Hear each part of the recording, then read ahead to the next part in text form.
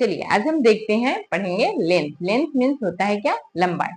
तो हम देखते हैं कि जब हम किसी भी चीज को नापते हैं, यानी कि किसी भी चीज को, जैसे इस व्हाइट बोर्ड को अगर हम नापते हैं, इस व्हाइट बोर्ड में क्या क्या है, यहाँ देखिए ये इसकी लंबाई है और ये इसकी क्या है, चौड़ाई है। तो इसके ये जो लेंथ है और ये इसका क्या है, ब्रेड्थ है। Length and breadth.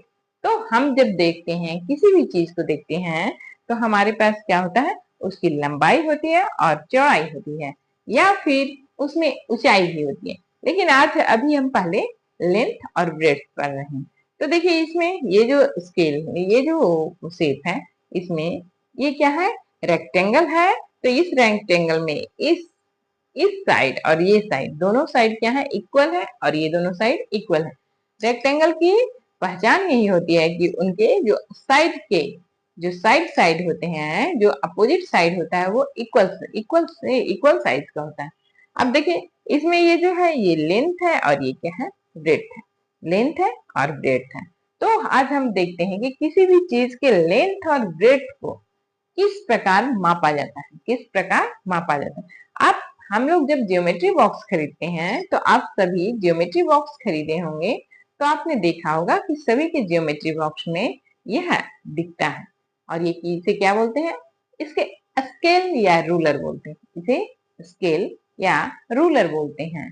तो अब इसमें क्या क्या होता है, तो देखिए सबसे पहले हमारा जो यहाँ पे है, ये सबसे ऊपर में जो लिखे रहते हैं जिल, हाँ, तो वो होता है सेंटीमीटर। और वो जो छोटा स्केल होता है, उसमें उस स्केल का जो माप होता है 0 to 15 होता है। और इसमें अपोजिट डायरेक्शन में क्या होता है, इंच। इंच से रहेगा। देखिए आप यहाँ पे अपोजिट डायरेक्शन में देखेंगे, तो वहां पे एक दूरी दूरी पे लाइन खींचे रहते हैं और उसे इंच बोला जाता है। क्या बोलते हैं, इंच बोलते हैं। यानी कि एक स्केल में जब हम देखते हैं, तो दो तरह से मापने के निशान दिए रहते हैं। पहला रहता है सेंटीमीटर और दूसरा रहता है इंच। पहला सेंटीमीटर और दूसरा इंच। अब आप देखिएगा 1 इंच अगर आप देखोगे, तो 1 इंच इक्वल टू 2.5 सेंटीमीटर होता है, लगभग 2.5 सेंटीमीटर होता है। 1 इंच इक्वल टू लगभग 2.5 सेंटीमीटर होता है। तो हम ये जो स्केल रहता है, इसमें लगभग 6 इंच होते हैं, और ये सेंटीमीटर में अगर रहता है, तो वो क्या रहता है, 15 सेंटीमीटर होता है।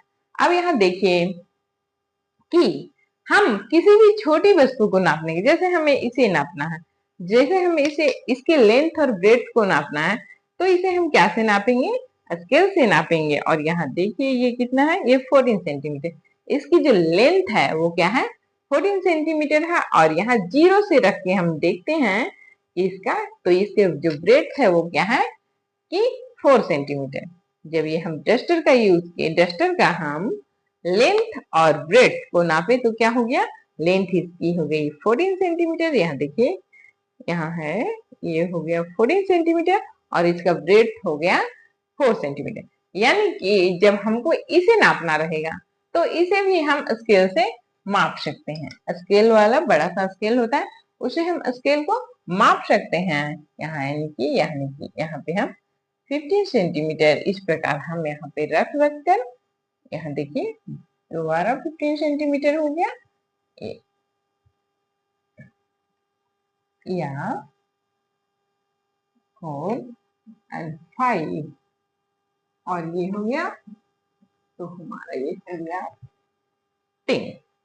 यानी कि 15, हम इसे इस प्रकार प्लस करते हैं, देखिए 15 plus 15 plus 15 plus 15 plus 10 equal to 5 5 5 5, तो क्या हो गया 20। 20 का हो गया 0, बचा हमारे पास 2, 2 और 1 3 4 5 6 7, तो कितना हो गया 70 सेंटीमीटर। तो इसकी जो कुल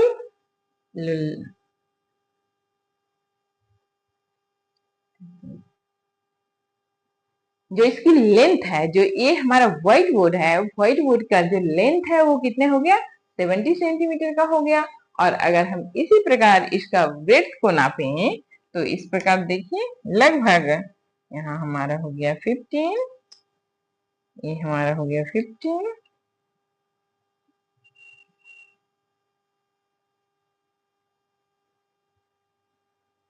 15 और ये है लगभग 15 है। तो ये 15 प्लस 15 बस, तो ये हमारा 60 सेंटीमीटर हो गया। ये हमारा क्या हो गया? 60 सेंटीमीटर हो गया। यानी कि हमारा जो ये जो व्हाइट बोर्ड है, इसकी जो लंबाई है, जो इसका लेंथ है वो 70 सेंटीमीटर है, और जो इसका ब्रेड्थ है वो क्या है? 60 सेंटीमीटर। यानी कि ये भी एक रेक्टेंगुलर शेप में है। अगर हम इधर इसके इस साइड को और इस साइड को देखें तो ये इक्वल साइड है, और ये साइड और वो साइड दोनों क्या है? इक्वल है। यानी कि यह भी एक रेक्टेंगुलर शेप में है। अब देखिए, हमने एक रेक्टेंगल को नाप लिया, हमने दूसरा रेक्टेंगल को नाप लिया। आप अपने अगर हम बुक के भी ये देखिए, ये हमारा जो है लेंथ और ये है क्या? ब्रेड। अगर हम इसे भी मापना चाहे तो इसे क्या से मापेंगे? स्केल से या रूलर से। अगर हमें दरवाजे नापने हैं, हमें कमरे नापने हैं, कमरे की लंबाई चौड़ाई नापनी है, या फिर हमें आंगन की लंबाई चौड़ाई नापनी है, या फिर हमारे पर्ची की लंबाई चौड़ाई नापनी है, तो हम उसे क्या से नापेंगे? तो हम उसे मीटर टेप से नापेंगे। हम उसे क्या से नापेंगे? Metre tape. जो मीटर टेप हमारे पास हमारे मम्मी पापा या फिर जब घर बनता है तो उसे नापने के लिए एक मीटर टेप लाया जाता है, बड़ा सा मीटर टेप। या फिर जो घर में सिलाई करते हैं तो मम्मी के पास एक बड़ा मीटर टेप होता है। उस मीटर टेप से हम क्या करते हैं? दरवाजों को, घरों की, कमरों की लंबाई चौड़ाई, या फिर आंगन की लंबाई चौड़ाई, या फिर स्कूल की भी लंबाई चौड़ाई हम क्या से नापते हैं? मीटर से। मीटर से, मीटर टेप से। जब अगर हमको सड़कों की नापना रहेगा, हमें सड़कों को नापना रहेगा, तो हम क्या से नापेंगे? तो उस जगह जब लंबी लंबी सड़कों का जो बहुत लंबी लंबी होती है तो उसे नापा जाता है किलोमीटर से। अक्सर हम देखते हैं यहाँ से अगर कहीं भी हमें निकालना रहता है तो हम वहां की किलोमीटर से उसकी लंबाई को देखते हैं कि वह यहाँ से हमारे यहाँ से कितने किलोमीटर दूर है। यानी कि जब सड़कों की लंबाई जब बहुत दूरी तय करनी रहती है, मान लीजिए छत्तीसगढ़ टू महाराष्ट्र, या छत्तीसगढ़ टू पटना, या फिर बिहार, या फिर दिल्ली, या कोलकाता, कहीं भी हम देखते हैं तो हम उसे क्या से नापते हैं? किलोमीटर से। उसे हम जो लंबी लंबी दूरियां होती है उसे हम किलोमीटर से तय कर नापते हैं। जो हमारे पास छोटे छोटे होते हैं, छोटे छोटे मापने के लिए बुक हुआ, स्केल हुआ, पेंसिल हुआ, इसकी लंबाई, लेंथ और ब्रेड्थ को नापना रहता है, तो हम उसे इस स्केल या रूलर से नापते हैं। तथा जो बीच का डिस्टेंस हुआ, जैसे घर बनते रहते हैं तो घर के नींव, कमरों की नींव जो जब देते हैं तो उसे कमरों को नापते हैं, वहां पे हम आंगन को नापते हैं। या फिर स्कूल का जब हम खेल ग्राउंड में बनाते हैं तो उसे नाप कर जब तैयार करते हैं तो उसे हम मीटर टेप से नापते हैं। तो आज हम जाने कि लेंथ और ब्रेड्थ, जो एक रेक्टेंगल शेप में एक लेंथ और ब्रेड्थ होता है, और लेंथ और ब्रेड्थ को हम जो छोटी जगह होते हैं तो उसे हम क्या से? स्केल या रूलर से मापते हैं। जब इससे बड़ा हो जाता है तो उसे मीटर टेप से नापते हैं।